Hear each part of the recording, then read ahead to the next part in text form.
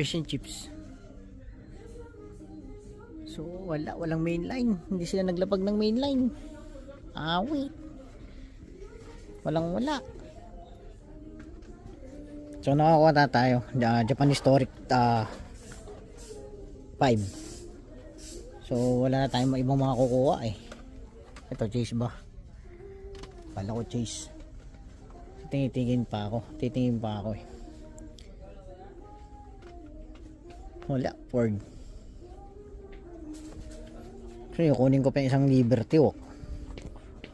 Ito yung Liberty Walk oh. Kunin ko pa yan. So tara,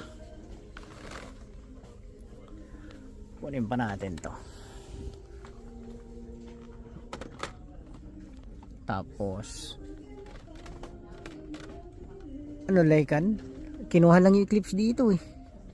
Kumuha lang ng set ko, Lycan Hypersport. So yun lang makukuha natin ngayon. Tapos yung lineup nito yung Mercedes. Ito yung lineup niyan, Mercedes na SEL. Wala eh.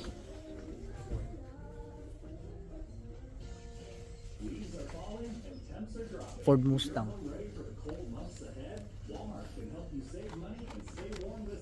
So wala na.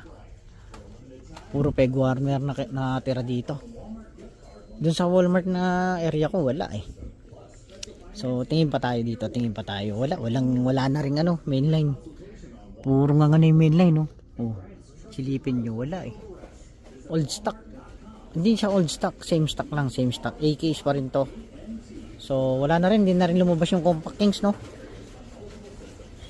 Ito, Venom SP.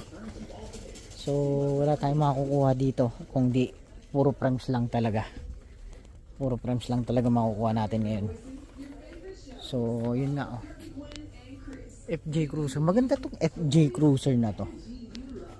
Tapos ito Mercedes-Benz SEL. So yun lang mga kinuha. Yung kinuha na lang nila dito yung ano, yung lumabas na kasi along tawag dito. Yung itong line na to. Kabatch niyan yung ano, yung Eclipse. So ito yung kabatch niya no. Yung Eclipse oh. Yan. Yan lang tinira dito. Yan lang ang kinuha.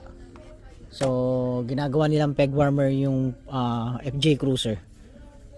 So tara. Ayan nga, FJ Cruiser, Lycan. Gusto nyo yung Lycan? Kuha tayo.